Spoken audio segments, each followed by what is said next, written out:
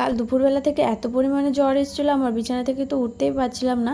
আর এদিকে নাকি বড়মশাই কালকে বিকেলবেলা আবার অনেকগুলো নাকি মাছ ধরে নিয়ে এসছে, প্রায় নাকি 30 পিস কই মাছ আর কিছুটা শোল মাছ নিয়ে এসেছিলো।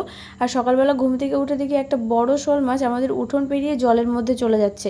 বড়মশাইকে যখনই ডাকলাম, বড়মশাই সঙ্গে সঙ্গে সেটাকে তুলে নিয়ে আসলো। আর নিয়ে এসে ভাবলো এভাবে তো রাখা যাবে না, মাছগুলো তো বেরিয়ে যাচ্ছে। তাই আমাদের একটা গরুর নাদা চারি ছিল, সেই চারিটার মধ্যে আর কি সব মাছগুলো ওরা জিয়ে দিচ্ছিলো। আবার ওটাকে আবার অ্যাকোরিয়াম বানাচ্ছিল আর কি, খোয়া পাথর দিয়ে সুন্দর করে পরিষ্কার পরিচ্ছন্ন করে দিয়েছে, তার মধ্যে খানিকটা একটু ঘাস দিয়ে দেবে। মানে ওদের দুই ভাইয়ের যত বুদ্ধি আর কি, সবই কাজে লাগাচ্ছে এখন।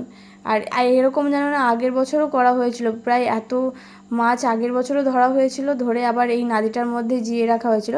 এবছরও ঠিক সেরকমই করা হলো। আর বরমশাই ওর পরে নেট দিয়ে সুন্দর করে ঢেকে দিল, কিন্তু নেটের উপর কিছু চাপা দেয়নি, তার ফলে একটা মাছ দেখো বেরিয়ে এসছে। আর জিমি সেই মাছটাকে শুকছে বারে বারে আর পা দিয়ে টিপে ফেলার চেষ্টা করছে।